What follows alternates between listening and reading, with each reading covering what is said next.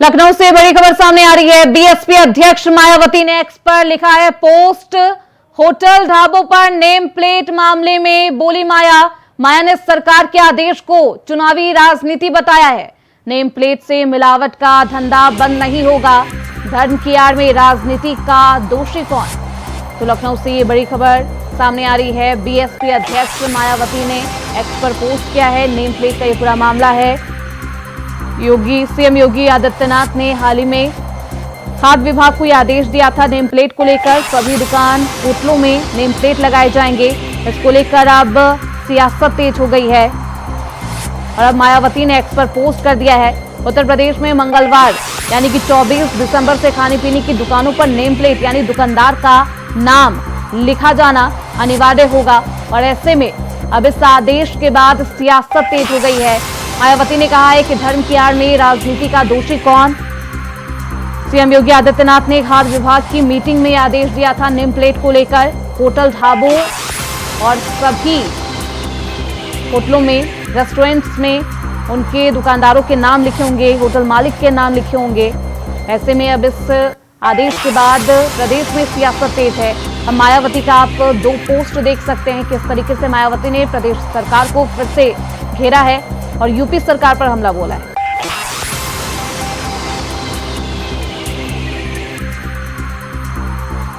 तो इस खबर पर ज्यादा जानकारी के साथ हमारे सहयोगी मोहम्मद आसिफ लखनऊ से हमारे साथ जुड़ चुके हैं। सीधे रुख करते हैं उनकी तरफ। आसिफ, नेम प्लेट को लेकर एक बार फिर से विवाद शुरू हो गया है और अब मायावती का भी पोस्ट सामने आ गया।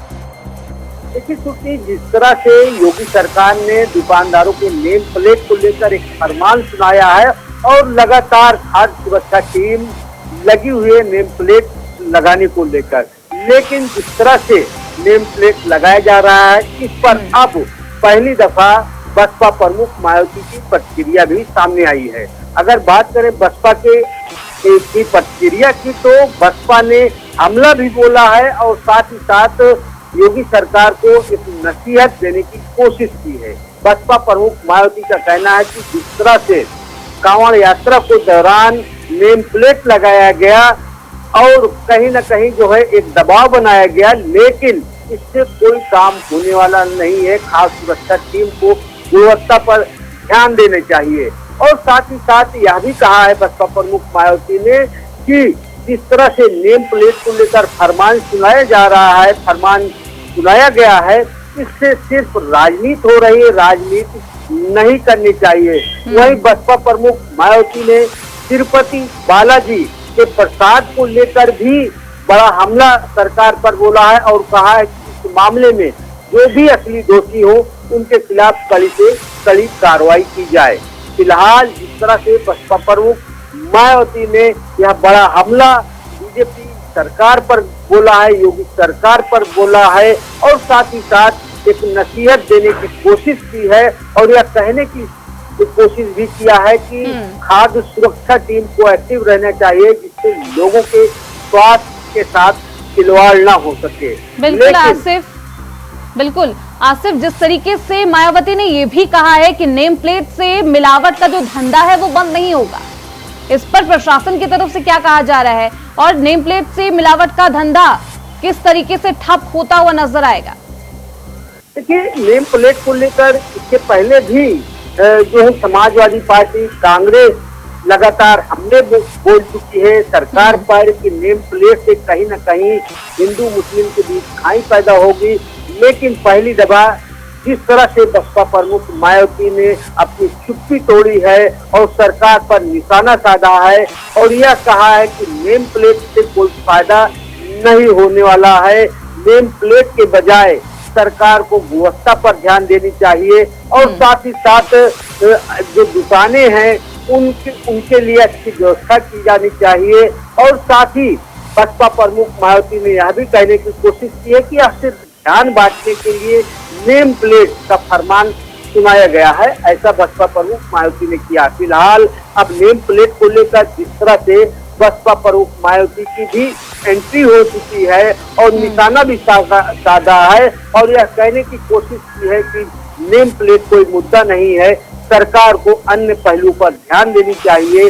चाहे तिरुपति बालाजी प्रसाद को लेकर जिस तरह से बसपा प्रमुख मायावती ने मांग किया है, तो कुल मिलाकर बसपा प्रमुख मायावती ने नेम प्लेट और प्रसाद को बिल्कुल लेकर आसिफ, सरकार नेम प्लेट को लेकर तो सियासत तेज हो गई है, लेकिन दुकानदारों का क्या कुछ कहना है इस पूरे नेम प्लेट वाले आदेश को लेकर? देखिए, नेम प्लेट को लेकर दुकानदारों का कहना है मिली जुली प्रतिक्रिया आ रही है। किसी दुकानदार का कहना है कि नेम प्लेट से उनका धंधा चौपट होगा, और वहीं दूसरी तरफ कुछ दुकानदारों का यह भी कहना है कि सरकार की यह मुहिम या फरमान कहीं न कहीं फायदेमंद होगा, क्योंकि शिक्षा बनी रहेगी। नेम प्लेट लगाकर और नॉनवेज जैसे खाना परोसने के भी मामले यूपी में आ चुके हैं, और इस मामले में योगी सरकार ने जिस तरह से आदेश दिया है यूपी पुलिस को और खासकर खाद्य सुरक्षा टीम को, तो ऐसे में कहीं न कहीं दुकानदारों को लेकर जो दुकानदार हैं उनकी जो मिली जुली प्रतिक्रिया आ रही है, उसी को ध्यान में रखते हुए कहीं न कहीं बसपा प्रमुख मायावती ने यह पोस्ट डाली है पर और योगी सरकार को घेरने की कोशिश की है। जी बिल्कुल आसिफ, नेम प्लेट लगाकर कहीं ना कहीं जनता को सावधान करने की भी कोशिश की जा रही है, तो क्या नेम प्लेट से कोई फायदा पहुंचेगा? जिस तरीके से हमने लगातार देखा, किस तरीके से वीडियो सामने आए, थूक लगाकर खाना सर्व करना या फिर यूरिन वाला मामला हो जूस में जिस तरीके से मिलाया गया, इससे क्या कुछ फायदा पहुंचेगा? क्या लोग कुछ फायदा होने वाला है आसिफ? देखिए सुखी, अगर नेम प्लेट लगती है तो चाहे जो भी हो वो पढ़कर होटल या रेस्टोरेंट में दाखिल होगा, और जिस तरह से थूक को लेकर तमाम तरह के वीडियोज आए हैं, सोशल मीडिया पर वायरल हो रहे हैं, और इन्हीं सब पहलुओं को देखते हुए योगी सरकार ने बड़ा फैसला किया है। जिस तरीके के वीडियो सामने आए उसके बाद से ये आदेश भी योगी सरकार का सामने आया, जिस पर अब सियासत तेज है। बहुत शुक्रिया आसिफ आपका इन तमाम जानकारी के लिए।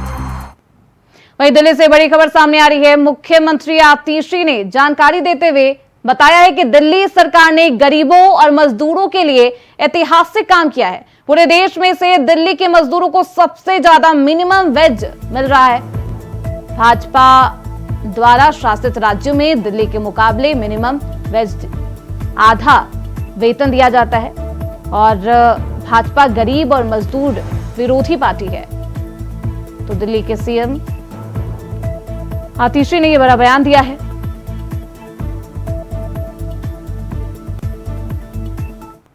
अगर आप दिल्ली की सरकार ने एक ऐतिहासिक काम किया है जो देश भर में नहीं हो सका, वो है देश की हाईएस्ट मिनिमम वेजेस।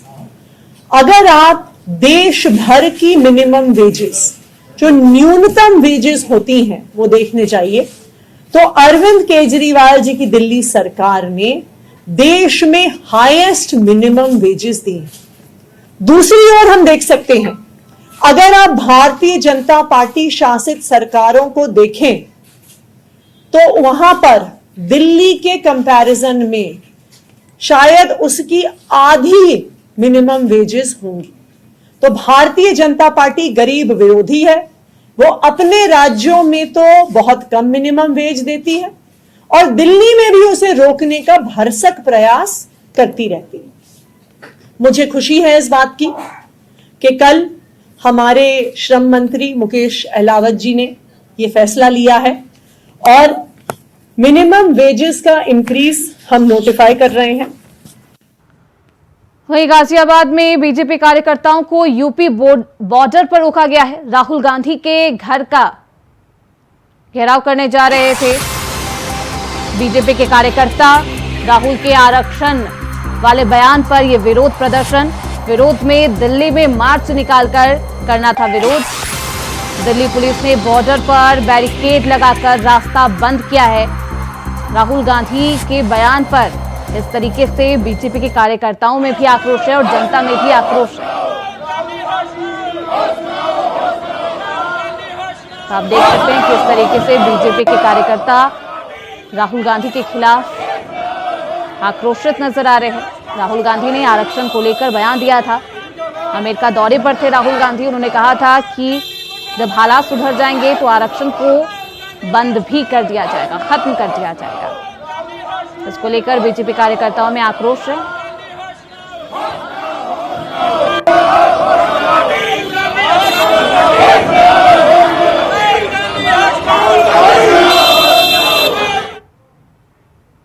वहीं रेहड़ी पटरी रेस्टोरेंट में मालिक का नाम लिखने वाले योगी सरकार के आदेश को लेकर कैबिनेट मंत्री संजय निषाद से इंडिया वॉइस ने खास बातचीत की है। इस दौरान बहराइच में बुलडोजर और जम्मू कश्मीर में सीएम योगी के प्रचार को लेकर भी किए गए सवाल पर संजय निषाद ने जवाब दिया है। क्या कुछ कहा, सुनिए। बात करने के लिए कैबिनेट मंत्री संजय निषाद जी हैं। संजय निषाद जी, आपका जो अभी योगी आदित्यनाथ सरकार ने जो आदेश दिया है कि होटल और रेस्टोरेंट और ढाबों सब में मालिक का नाम लिखा जाएगा, इस पर आपका क्या कहना है? तो ये भारत कानून से चलता है और आज के दिन में जो विपक्ष है उसमें आरोप लगा रहा है। हम तो रेहड़ी वाले को 10,000 रुपये बिना किसी गारंटी के दे रहे हैं, लेकिन जब मालिक रहेगा तभी तो देंगे। लिखा रहेगा, आधार कार्ड उसका रहेगा, दुकान उसका रहेगा, तो उसको लिखने में क्या जाता है। इससे पहले जब कांवड़ यात्रा के दौरान ये अभियान चलाया गया था, उस दौरान सुप्रीम कोर्ट ने रोक लगाई थी इस पर। अब आपको क्या लगता है, क्या सरकार ने पूरी तैयारी के साथ ये आदेश दिया है या फिर कोर्ट में ये मामला जाएगा? देखिए, सुप्रीम कोर्ट ने नहीं कहा था ना गंदगी फैलाओ और किसी के धर्म को बेधर्मी बनाओ।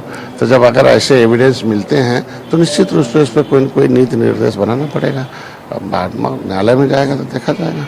बुलडोजर पर रोक लगाई है अभी सुप्रीम कोर्ट ने, उसके बावजूद बहराइच में भी बुलडोजर चला है। क्या कुछ उसमें टेक्निकल कारण थे कि? देखिए, ऐसा नहीं सुप्रीम कोर्ट ने कहा कि कोई माफिया कब्जा कर रखा है उसे माफ़ कर दो, किसी गरीब की ज़मीन कब्जा है उसे माफ़ कर दो। और नेसेसरी बुलडोजर पर उन्होंने रोक लगाई है। अब कैसे खाली कराया जाएगा, ये तो हमने सरकार जनता को वादा किया था कि भाई जो दहशतगर्द हैं, माफिया हैं, गरीबों की ज़मीन, सरकारी ज़मीन कब्जा किए हैं, उसको खाली कराया जाएगा। मुख्यमंत्री योगी आदित्यनाथ जम्मू कश्मीर प्रचार करने जा रहे हैं। इनकी छवि हिंदू फायर ब्रांड नेता की है और जम्मू कश्मीर में भाजपा थोड़ा सेकुलर बन के चुनाव लड़ रही है। खुद गृह मंत्री अमित शाह ने कहा कि मुहर्रम ईद में सिलेंडर देंगे। उसके बावजूद योगी आदित्यनाथ का वहां प्रचार करना भाजपा के लिए कितना फायदेमंद होगा, जबकि इनकी छवि एकदम से अलग है? तो ये भारतीय जनता पार्टी की लड़ाई की देन है कि आज पहले वहाँ नेता डिब्बे में, एक बुलेट प्रूफ डिब्बे में बंद के जो है वो मतलब भाषण देते थे। मतलब बुलेट और बंदूक का बड़ा असर था वहाँ। अभी बटन के सहारे वहाँ शांति है। तो वहाँ सब लोग शांति और सुख समृद्धि चाहते हैं। उसमें माननीय मुख्यमंत्री जी, प्रधानमंत्री तो दोनों हैं। और निश्चित रूप से वहाँ हिंदुओं के ऊपर जो उनके उपेक्षित महसूस करेंगे, उन्हें ऊर्जा देने के लिए तो जाना ही पड़ेगा। इसलिए इसका मैं समर्थन करता हूँ। तो चुनाव की सीटों को लेकर अभी कोई फाइनल फैसला नहीं आया है। ऐसे में आप जिन सीटों पर दावेदारी कर रहे हैं उस पर आपकी कैसी तैयारी है? क्या आप अभी भी ये सोच रहे हैं कि ये सीट हमारे हिस्से में आएगी या नहीं आएगी, या आपकी तैयारी पूरी तरीके से आप उस पर कर रहे हैं? अभी तो इसी मान के तैयारी चल रही है।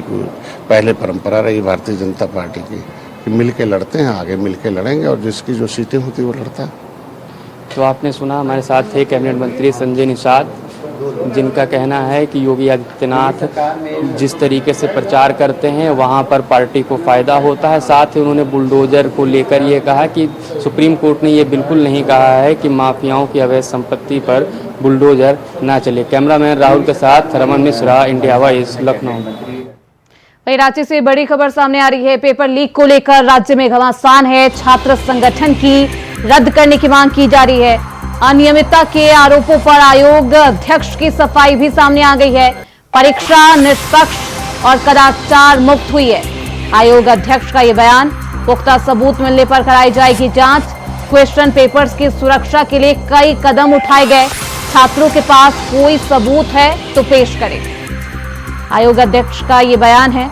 लगातार पेपर को लेकर छात्रों में आक्रोश है। तो राज्य में पेपर लीक को लेकर राज्य में घमासान तेज है और ऐसे में छात्र संगठन पेपर को रद्द करने की मांग लगातार कर रहा है। अनियमितता के आरोपों पर अब आयोग अध्यक्ष की सफाई भी सामने आ गई है और छात्रों के पास अगर कोई सबूत है तो वो पेश करे। आयोग अध्यक्ष का ये कहना है, परीक्षा निष्पक्ष और कदाचार मुक्त हुई है।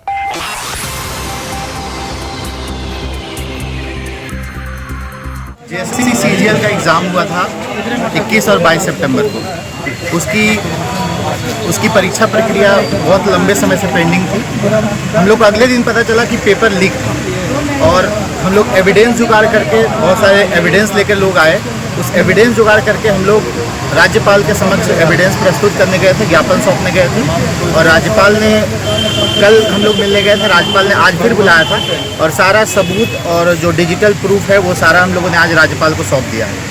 उन्होंने आश्वासन दिया है कि हम इस अपनी तरफ से जो प्रोसेस हो सकता है, जो प्रक्रिया हो सकता है, हम लोग करेंगे। क्या गड़बड़ी क्या हुई है?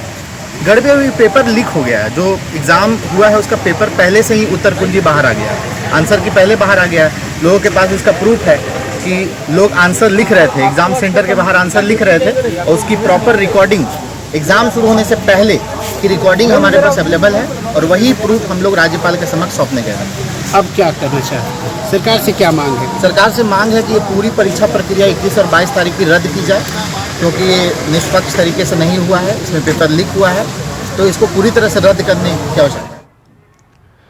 तो इस खबर पर ज्यादा जानकारी के साथ हमारे सहयोगी अजय पांडे रांची से हमारे साथ जुड़ चुके हैं। सीधे रुख करते हैं उनकी तरफ। अजय, लगातार पेपर लीक को लेकर छात्र कह रहे हैं कि पेपर लीक हुआ है, वहीं अब अध्यक्ष का भी बयान सामने आ गया है। आयोग अध्यक्ष ने कहा है कि अगर कोई सबूत है तो पेश करे। क्या कुछ कहना है उनका?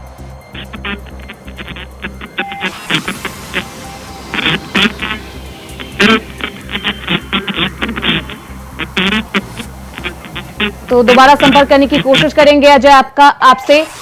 तो लगातार पेपर लीक को लेकर रांची में घमासान है और झारखंड के छात्र संगठन की तरफ से लगातार पेपर को रद्द करने की मांग की जा रही है। अनियमितता के आरोप भी लगाए जा रहे हैं। छात्रों का कहना है कि पेपर आने से पहले ही पेपर लीक हो गया था। क्वेश्चन पेपर मिलने से पहले ही लोग क्वेश्चन पेपर रट रहे थे और ऐसे में छात्र लगातार पेपर को रद्द करने की मांग कर रहे हैं। वहीं अब आयोग अध्यक्ष की सफाई भी इस पूरे मामले पर आ गई है। परीक्षा निष्पक्ष और कदाचार मुक्त हुई है। लगातार पेपर लीक को लेकर सियासत तेज है। कई बार जेएसएससी और सीजीएल का पेपर लीक हो चुका है और 5 साल में कई पेपर झारखंड में लीक हुए हैं और इसके बाद से छात्रों में भी आक्रोश है और छात्र फिर से इस पेपर को रद्द करने की मांग कर रहे हैं। वहीं सफाई पेश करते हुए आयोग अध्यक्ष नजर आए हैं। उन्होंने ये भी साफ तौर पर कहा है कि अगर छात्रों के पास कोई सबूत हो तो वो जरूर पेश करे, उसके बाद कोई कार्रवाई की जाएगी। उन्होंने कहा है कि क्वेश्चन पेपर्स की सुरक्षा के लिए कई ठोस कदम उठाए गए हैं और कदाचार मुक्त हुई है ये पेपर। वहीं छात्रों का आरोप है कि पेपर लीक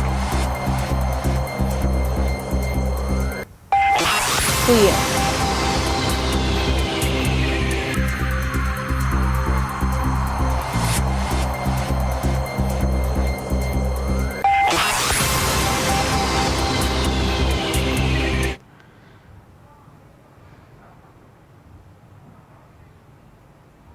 वही खबर रायबरेली से है, जहां तेज रफ्तार का कहर देखने को मिला है। बता दें कि अनियंत्रित होकर 2 डंपर आपस में भिड़ गए। वहीं हादसे में डंपर का ड्राइवर गंभीर रूप से घायल हो गया है, जिसके बाद स्थानीय लोगों की मदद से फंसे घायल ड्राइवर को बाहर निकाला गया। वहीं सूचना पर पहुंची पुलिस जांच पड़ताल में जुटी है। तेज रफ्तार का कहर लगातार जारी है और ऐसे में 2 डंपर आपस में टकरा गए हैं, जिससे ड्राइवर गंभीर रूप से इस हादसे में घायल हो गया है।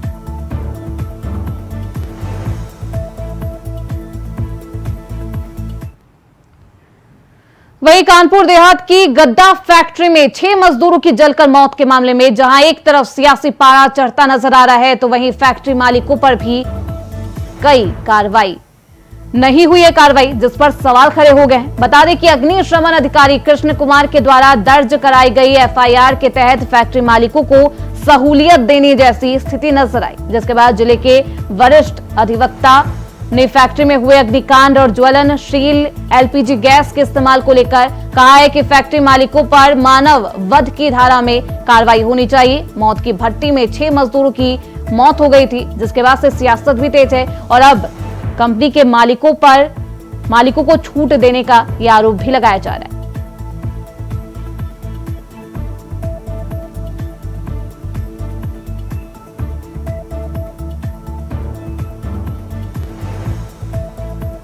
तो मालिकों पर मानव वध की धारा में कार्रवाई होनी चाहिए, ये कहना है वकील यानी कि अधिवक्ता का, वरिष्ठ अधिवक्ता ने ये बात कही है। इसी के साथ इस बुलेटिन में बस इतना ही। देखते रहिए इंडिया वॉइस।